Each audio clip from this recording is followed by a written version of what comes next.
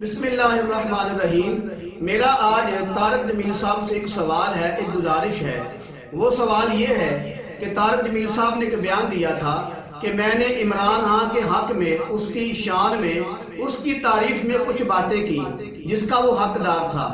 تو یہ باتیں سن کر جو نون لیگ والے ہیں انہوں نے، اور جو مولانا فضل الرحمان کی جماعت کے لوگ ہیں ان لوگوں نے مجھے بہت برا بھلا کہا۔ اور پھر طارق جمیل صاحب نے فرمایا کہ مجھے بہت دکھ لگا جب نون لیگ والوں نے اور جمعیت کے لڑکوں نے مجھے برا بھلا کہا، تو مجھے بہت دکھ لگا۔ تو میں بھی یہ کہتا ہوں کہ طارق جمیل صاحب یہ بات غلط ہے۔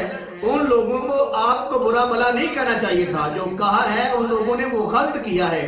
لیکن ہماری آپ سے گزارش یہ ہے کہ جب آپ کو برا بھلا کہا گیا تو آپ کو دکھ لگا، تو وہ آدمی جس کی تم شان بیان کرتے ہو، جس کی تم عظمت بیان کرتے ہو، جس کے لیے تم دن رات روتے ہو، جس کے تم فضائل بیان کرتے ہو، اس آدمی نے جب یہ کہا تھا کہ بدر والے دن صحابہ کرام ڈر گئے تھے۔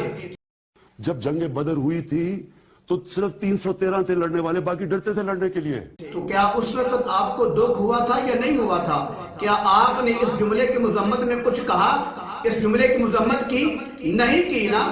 تو اس وقت آپ کو دکھ کیوں نہیں ہوا تھا؟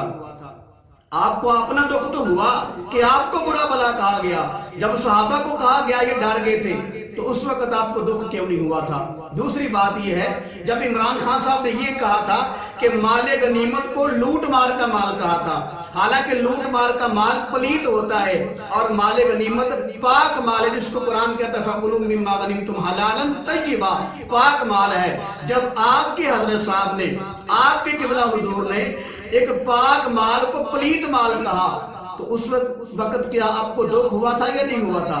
کیا آپ اس جملے کی مذمت کی نہیں کی نا؟ تو معلوم ہوا اس وقت آپ کو دکھ تو نہیں ہوا تھا۔ لیکن جب آپ کو برا بھلا کہا گیا تو آپ کو دکھ ہوا، لیکن صحابہ کے بارے میں آپ کو دل کو دکھ نہیں ہوا۔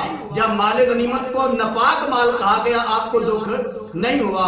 آگے چلیے، جب عمران خان صاحب نے یہ کہا تھا کہ اگر مجھے اللہ جہنم میں ڈالے گا تو مجھے گرمی نہیں لگے گی، کہ خدا نہ خواستہ اگر اللہ نے مجھے دوزخ میں بھیج دیا مجھے گرمی نہیں لگے گی۔ یہ جملہ سن کر کیا آپ کو دکھ ہوا تھا یا نہیں ہوا تھا؟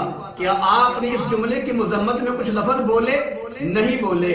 آگے دیکھیے، جب عمران خان صاحب نے یہ کہا تھا تو جو میرا ساتھ نہیں دیتا وہ مشرک ہو جاتا ہے، شرک ہے میرا ساتھ نہ دینا۔ جب اپنی نوکری کو بچانے کے لیے غلط کام کرتے ہیں، گناہ کرتے ہیں، یہ بھی ایک شرک ہے۔ یہ جو ابھی بکے ہمارے لوگ بھیڑ بکریوں کی طرح، یہ بھی شرک ہے۔ کیا یہ جملہ سن کر آپ کو دکھ ہوا تھا یا نہیں ہوا تھا؟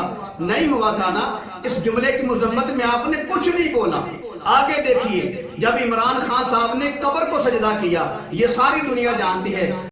اگر ہم کسی کے سامنے جھکیں گے وہ شرک ہے۔ اب پاکستان کا مطلب کیا؟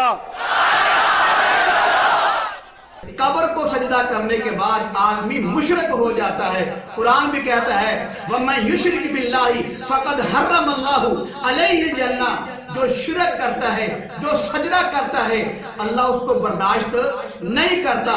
اللہ فوراً بول پڑتا ہے کہ اس کے اوپر میری جنت حرام ہے۔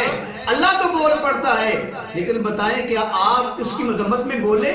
اللہ تو مشرک کی مذمت میں بولتا ہے، بار بار قرآن کے اندر بولتا ہے۔ آپ تو ماشاءاللہ بڑے دیندار ہو، کیا آپ اس شرک کی مذمت میں بولے عمران خان کے خلاف؟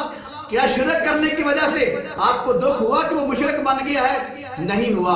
اگر ہوا ہے تو بتائیں کون سے بیان میں آپ نے اس بات کی مذمت کی ہے کہ عمران خان نے سجدہ کر کے غلط کیا ہے؟ طارق جمیل صاحب، پھر آپ ان لوگوں کو جفیاں لگا کر ملتے ہو کہ جو میرے کملی والے کے صحابہ کو ماں بہن کی گندی گالیاں دیتے ہیں، ابو بکر صدیق کو گالیاں دیتے ہیں رضی اللہ تعالیٰ عنہ، عمر فاروق، عثمان غنی، حضرت حفصہ، حضرت عائشہ رضوان اللہ تعالیٰ علیہم اجمعین، ان کو گندی گالیاں دیتے ہیں اور ان کو لعن طعن کرتے ہیں، ان کو جہنمی کہتے ہیں۔ میرے پاس ویڈیو موجود ہیں۔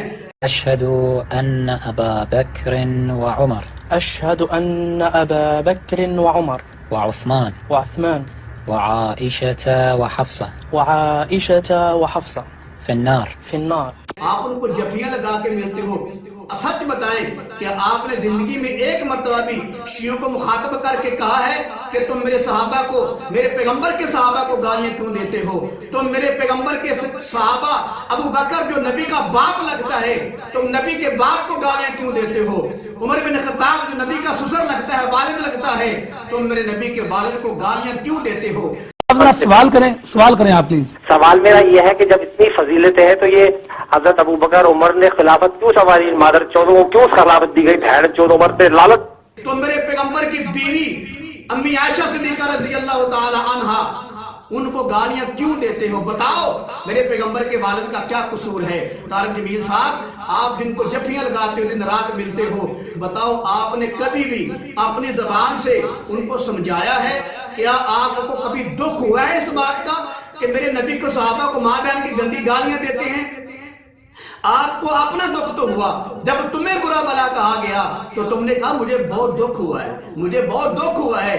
تو جس صحابہ کی برکت سے آپ کو عزت ملی ہے، جس صحابہ کی برکت سے آپ کو کلمہ ملا ہے، جس صحابہ کی برکت سے آپ کو قرآن ملا ہے، جس صحابہ کی برکت سے آپ کو رحمان ملا ہے، جس صحابہ کی برکت سے آپ کو مصطفیٰ ملا ہے، بتاؤ جب وہ صحابہ کو شیعہ گندی گالیاں دیتے ہیں تو بتاؤ کبھی بھی آپ نے ان کی مذمت میں جملہ بولا ہے؟ نہیں بولا.